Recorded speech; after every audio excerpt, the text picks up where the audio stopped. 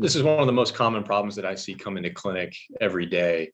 And I think that most people at some point in their life have some sort of shoulder issue that will need to be addressed. And we wanted to talk a little bit about what those problems might be, when the most appropriate time to come in and see someone is, and then what we do to solve those problems, both non-surgically and minimally invasively, as well as surgically if it eventually comes to that.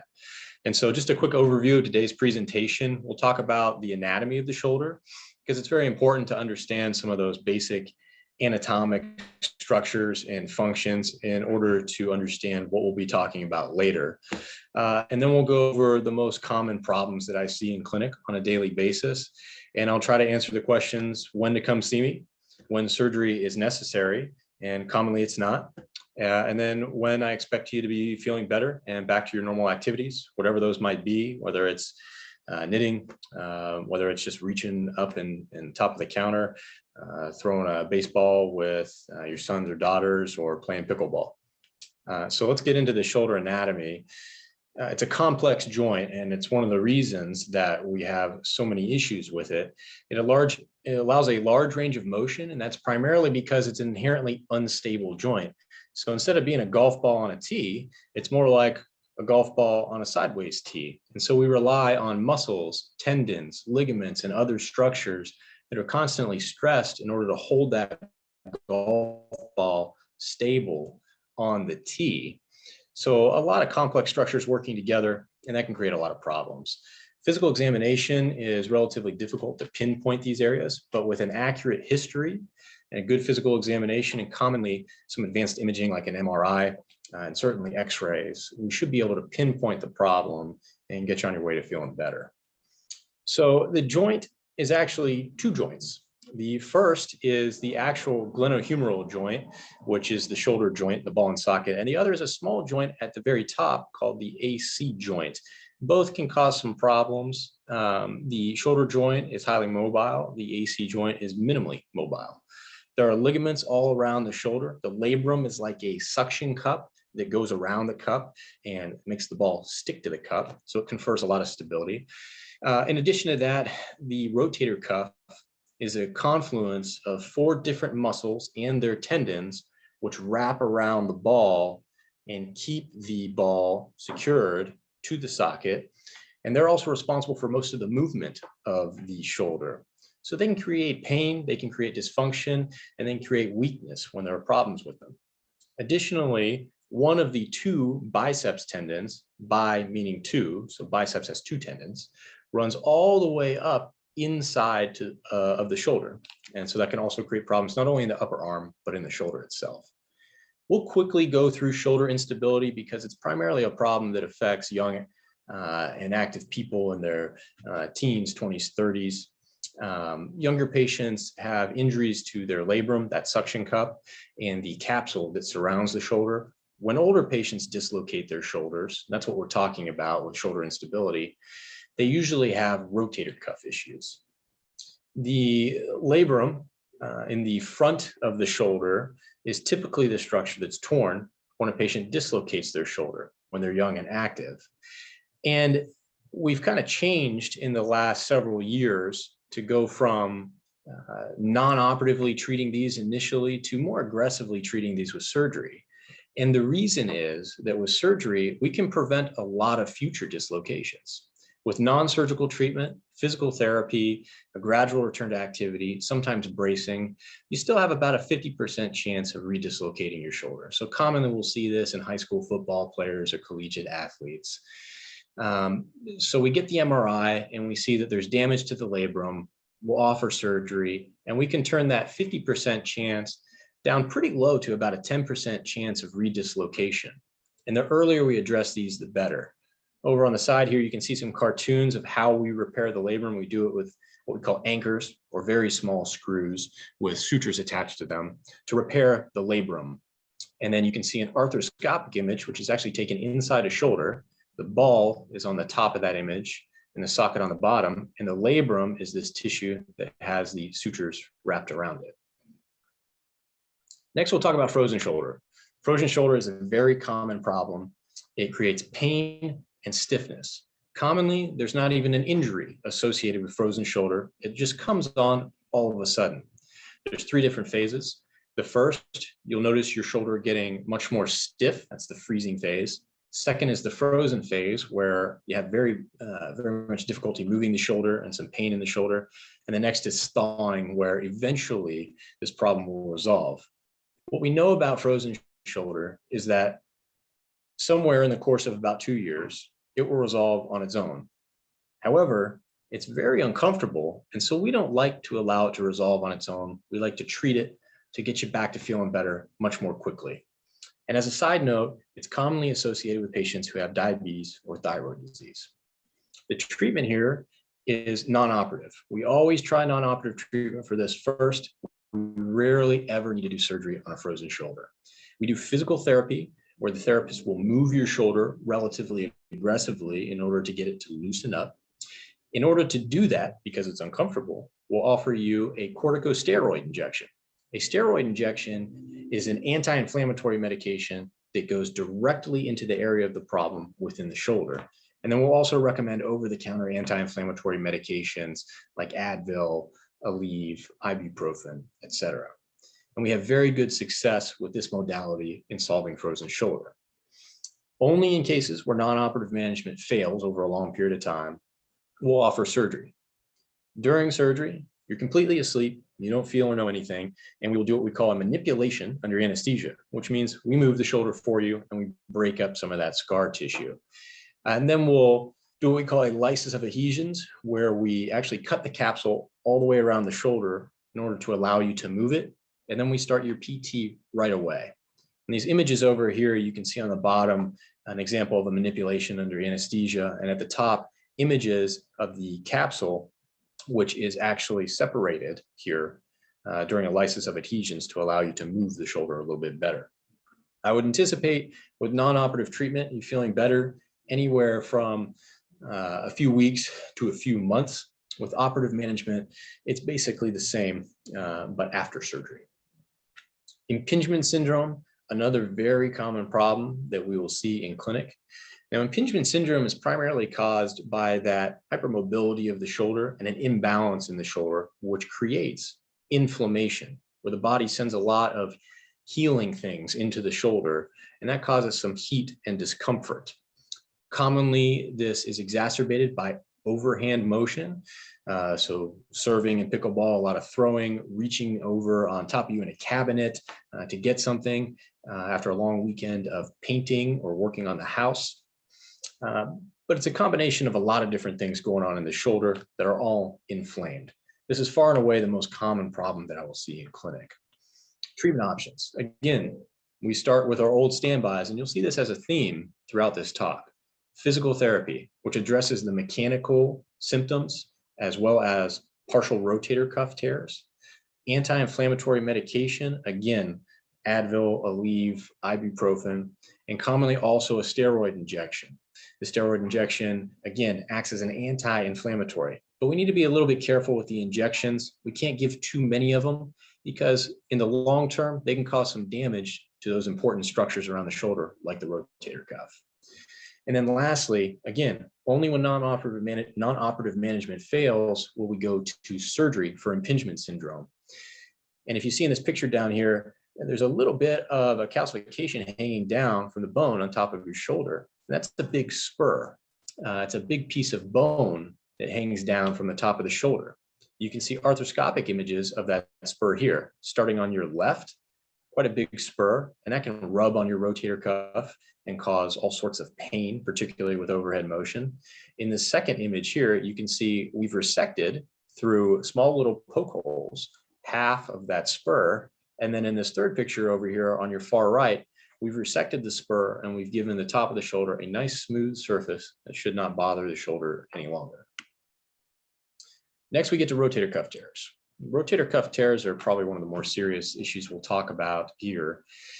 We see rotator cuff tears frequently, most commonly because of overuse. So rotator cuff tears can occur 2 different ways. They can occur over a long period of time due to fraying and stretching, and they can occur after falls or trauma. The 4 tendons that surround the top of the shoulder, make up the rotator cuff, and they're responsible for most of its movement. So you can feel weakness or decreased range of motion when a rotator cuff is torn, but they also help to stabilize the shoulder. If the shoulder is unstable, you'll feel quite a bit of pain. A lot of times people will feel pain at night when they're trying to sleep, and that's highly indicative of a rotator cuff tear. Most rotator cuff tears are asymptomatic. So we have good studies that let us know that over 70 years old, about 65% of all patients have some element of rotator cuff tearing. Now, this doesn't have to be a full thickness tear where the entire rotator cuff is torn off. It can be a partial tear. The reason many patients don't notice is because there are 4 rotator cuff tendons, and then there are a lot of other muscles around the shoulder that help it move. So if you only have a small partial tear or a small full thickness tear, those other muscles and tendons will take up the slack and they'll help move the shoulder. Eventually, though, we commonly see these tears progress, become more symptomatic, and you wind up in my clinic talking about your shoulder pain. Tears will often also progress 2 to 5 years from where they begin. Treatment, again, we have non-operative treatment because those other structures around the shoulder take up the slack for what's torn. This can actually be very effective, even without repairing the tear. This is much more effective in those tears that occur over a long period of time, where the patient doesn't have an acute traumatic tear, where they had an injury and they know exactly when it happened. Surgery is much more effective for those patients that had an injury where they know exactly where it happened. Physical therapy will balance and stabilize the shoulder. Again, we can try a steroid injection to get rid of some of the symptoms to allow you to participate in physical therapy. The steroid injection is more of a Band-Aid, however. It sort of covers up the pain until the physical therapy starts to work. And then, of course, again, anti-inflammatory medication. If that doesn't work, or if you have one of those acute traumatic tears after an injury, we'll talk commonly about surgical management. This will require an MRI of the shoulder. X-rays will show us the bony anatomy, but the MRI will show us the actual soft tissue tear in the tendon.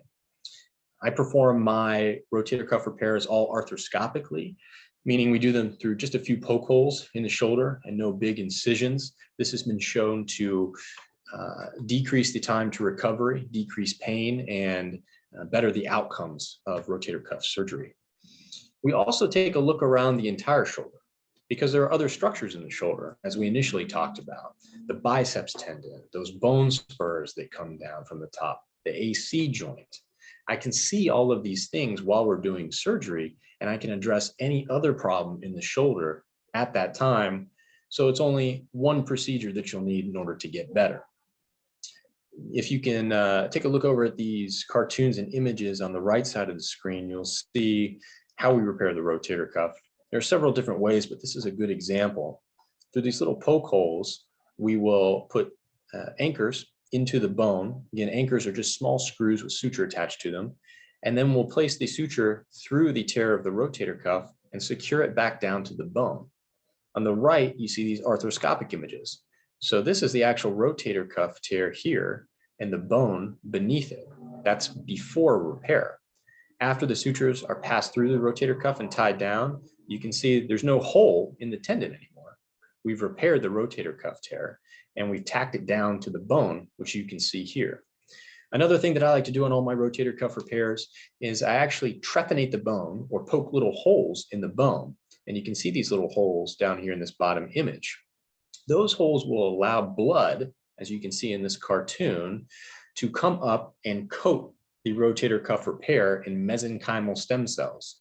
So we're essentially using your own stem cells that are already in your shoulder in order to help the rotator cuff heal. There's been great good studies, peer-reviewed studies recently that have shown us we have about a 90% healing rate with this particular method, which is much higher than we've seen previously. The recovery for rotator cuff repair is quite lengthy. The first 6 weeks, you're in a sling. We're doing very minimal motion to the hand, wrist, elbow, and shoulder. After 6 weeks, we start formal physical therapy where you go to an outpatient physical therapist and they take you through everything you need to do in order to regain shoulder range of motion.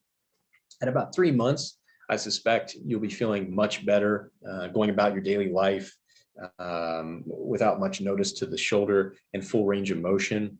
We don't start strengthening until about 4.5 months. So at 6 months, you'll be at a full recovery from your surgery. I'll clear you for all normal activity, going back to playing sports or doing whatever it is in your daily life you like to do. At 6 months, you'll like your shoulder. At a year, you'll love your shoulder, is the general axiom I go by. Again, we can see a rotator cuff tear here on the top left. We can see a repair on the top right. And then this is a shoulder where we actually had an opportunity to go back in and take a look at it a year later. And you can see on the bottom left, all of this rotator cuff is healed in nicely down to bone. And a repeat MRI at a year shows us, first of all, the anchor here at the appropriate position, and then all this new tendon that's secured down to bone. So that's an effective and healed rotator cuff tear at a year out. The last thing I want to talk about is shoulder arthritis. Shoulder arthritis has more to do with the bones than it does with the soft tissues than with the tendons. And as you can see here on these x-rays, pretty significant shoulder arthritis where the joint layer disappears. And that's because the cartilage in the shoulder, just like the cartilage in the hip or the knee, degrades over time with use. Some gray hairs and wrinkles in the shoulder, for lack of a better term. And this progresses. The top left, very bad arthritis. The top right, the shoulder has started to move up and it actually starts to rub out that bone on the top. This can be caused by a bunch of different things, poor genetics, trauma after a dislocation or multiple dislocations. And it can also be caused by rotator cuff tears that aren't repaired, that go on to allow the shoulder to rub more frequently on the layers of cartilage. So again, we can try non-operative measures, physical therapy. However, this can be a little bit more painful with arthritis already set into the shoulder. Steroid injections, again, this doesn't repair the cartilage. It's only to lessen pain. It's only to treat symptoms. And we can't give them too frequently or too many of them because it has a deleterious effect on the cartilage that's remaining in the shoulder. And then, of course, anti-inflammatory medications if you're able to take them. There are two different surgical options for the shoulder. One of them is if your rotator cuff is intact, and that is an anatomic total shoulder that you can see here on the top left where the ball goes where the ball is, and the socket goes where the socket is. And then a reverse total shoulder, it simply reverses the ball and socket that you can see here on the top right. And that type of replacement is for bad fractures or for shoulders that no longer have a rotator cuff that's intact. The recovery from these procedures is actually much quicker than a rotator cuff repair. And that's because we're not waiting on the healing of the rotator cuff. So 0 to 1 month in a sling, but you're already starting to mobilize your shoulder fully. 1 to 3 months, we expect you to have the range of motion you're going to have. And 3 plus months, we get you into some strengthening, but it's in general about a 3-month full recovery. The downside is if you're a laborer or you like to do heavy activities, it puts you in a bind because there's a 25-pound lifelong weight-bearing restriction. So it's a good option for some, but otherwise we stick with non-operative treatment until it becomes a viable option for those patients. I get asked a question a lot of what the implants are made of, what the replacements are made of, and they're metal and plastic, completely inert to the body, don't react with the body, and they heal into the bone that's already there. And so a brief introduction of a lot of things there that can cause shoulder pain. I'll switch it over to questions now because I know that a lot of you guys have particular problems you're interested in or need solved. And so I'm happy to stick around for a little while and answer those questions. I see one of these questions here. If you click on the Q&A or the chat, I can see these and read them off. One of the users is asking to maintain shoulder health and stability, which is more important, muscle strength or range of motion. They're actually equally important. And usually they both will be affected by any sort of problem you have in the shoulder. There's no question that maintaining shoulder motion is absolutely one of the most important things to prevent pain. a stiff shoulder equals a painful shoulder. But we also need to maintain strength in the shoulder in order to, again, balance the shoulder so we don't create other problems like adhesive capsulitis, frozen shoulder, or impingement syndrome. Another attendee is asking, what exercises do you recommend? So there's plenty of exercises out there and many of them work. I always prescribe what we call the MOON protocol, M-O-O-N. The reason I do that is because it is a validated physical therapy protocol, meaning it's been studied and there's good data that it works, particularly for partial rotator cuff tears.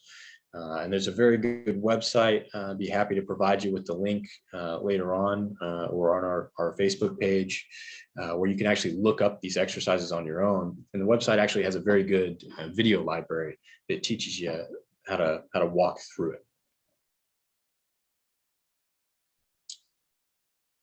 Can you do band strengthening exercises and shoulder stretches same day? Absolutely. So the protocol, I was just speaking of, the MOON protocol, actually has both range of motion and strengthening exercises in the protocol. What I'll generally recommend for a stiff and painful shoulder is work through the range of motion first and get to a position where you have good range of motion, or you've maintained or reobtained normal shoulder motion. And at that point, progress to the strengthening exercises. Because a lot of those strengthening exercises with the bands will require a fairly significant amount of shoulder motion. So again, MOON protocol will provide you with the link, or you can come in and we can talk about it. In addition to that, work through the range of motion first, then progress to the strengthening. Another question here is, what causes and how to correct frozen shoulder? So there's a lot of different causes to the frozen shoulder. Again, it's commonly related to both diabetes and thyroid disorder.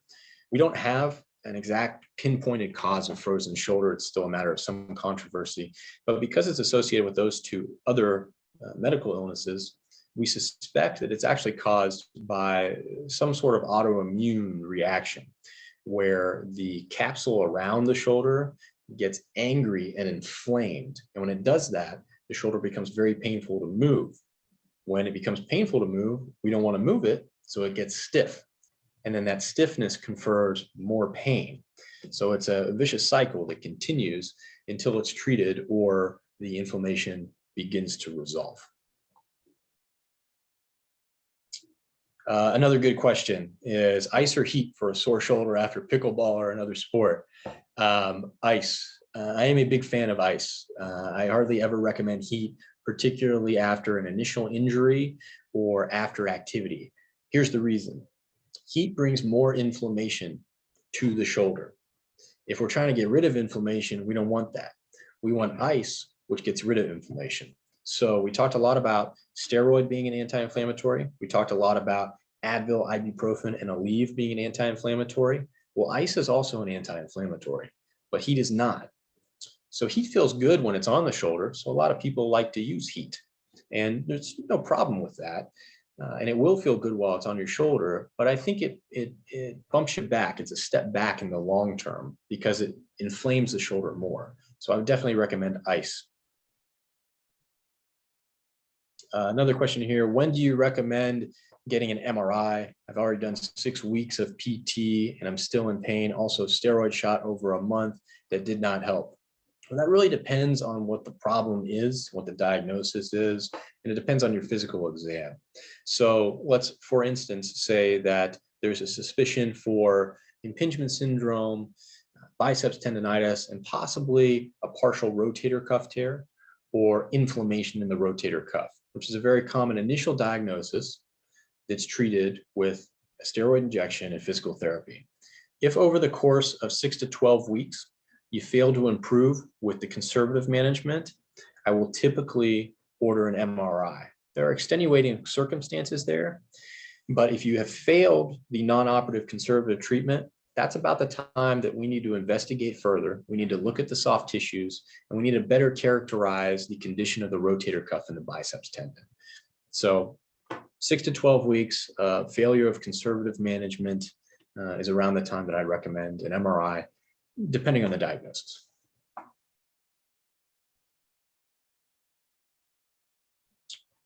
Let's see. With a likely genetic impingement, can I rehab with regular PT and a regimen of anti-inflammatories? Yes, absolutely. Anti-inflammatory medication, which you can take on schedule. And by that, I mean you can take, whether it hurts or not, for a few days in order to decrease the inflammation. You can supplement that with Tylenol, along with the normal physical therapy exercises, is a very good start to try to resolve your shoulder pain prior to seeing a physician. If that doesn't work, just give us a call, come on in and see me. We'll get some x-rays and we'll talk about what we can do from there. Patricia asks, please elaborate on the 25-pound lifting restriction after shoulder replacement. So shoulder replacements, again, rely on the surrounding structures to confer stability to the implant and to allow the implant to last a long time. And we want it to last as long as possible.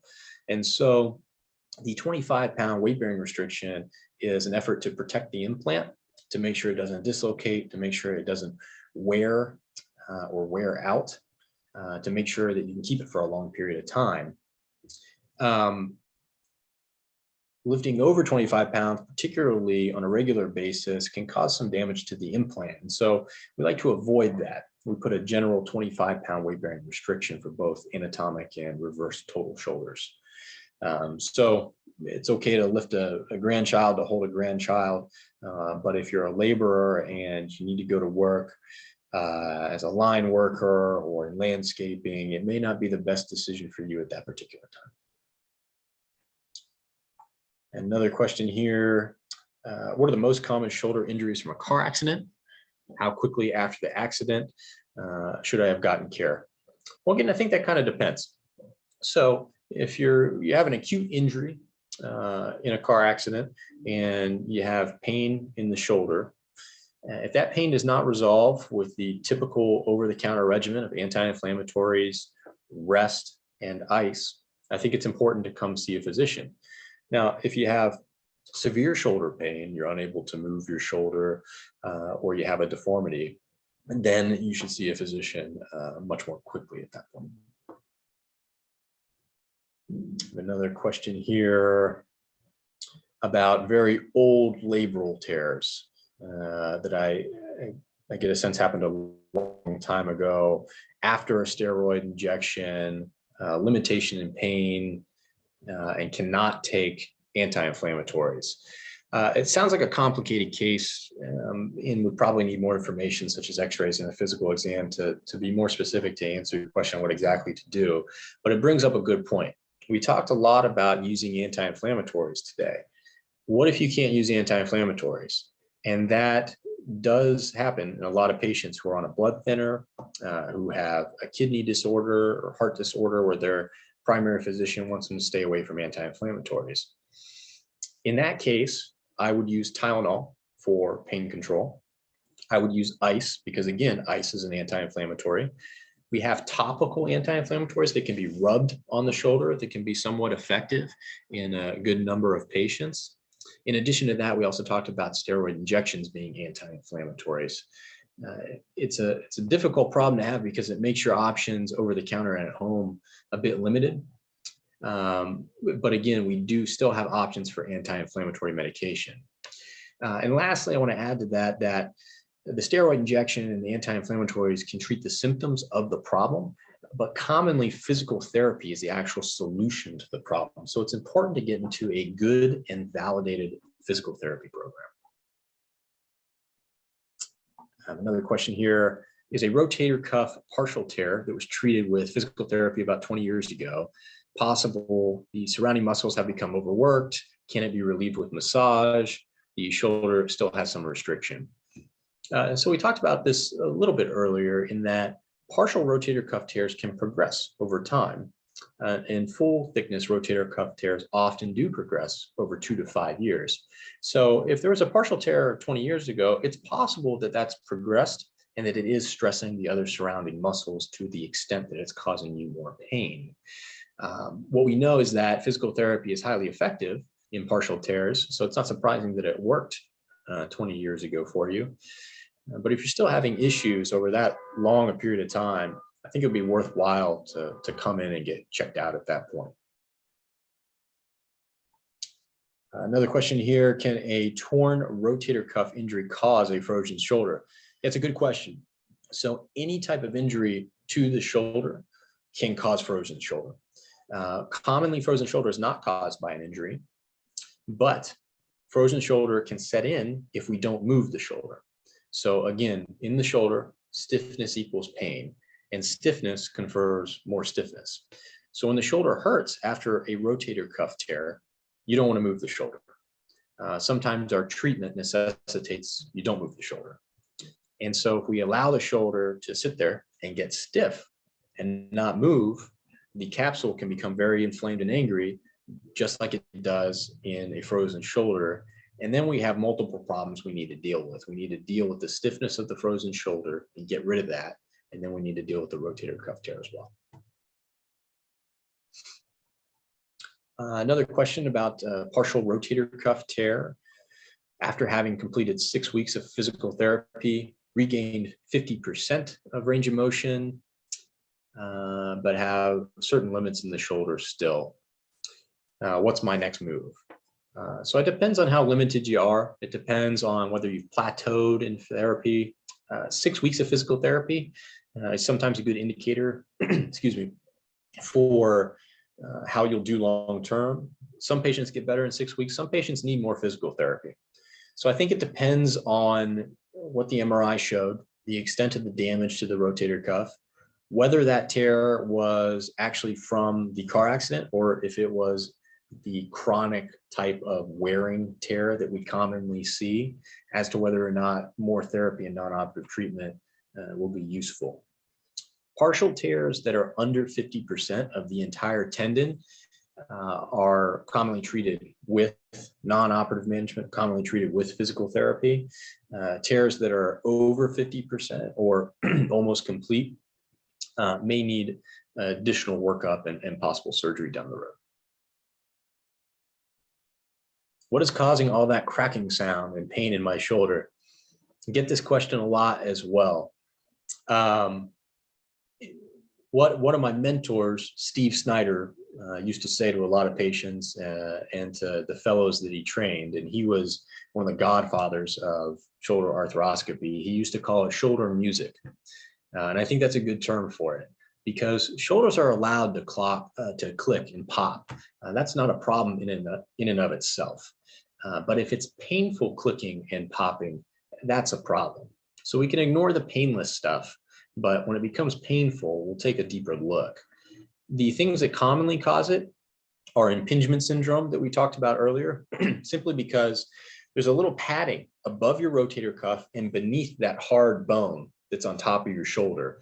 And that material can be somewhat gristly, for lack of a better term. And when you move your shoulder, that can click and pop. Additionally, the biceps tendon can also cause clicking and popping within the shoulder. And there can also be loose bodies in the shoulder or arthritis that can cause clicking and popping. But again, painless clicking and popping is okay. Painful clicking and popping needs to get checked out.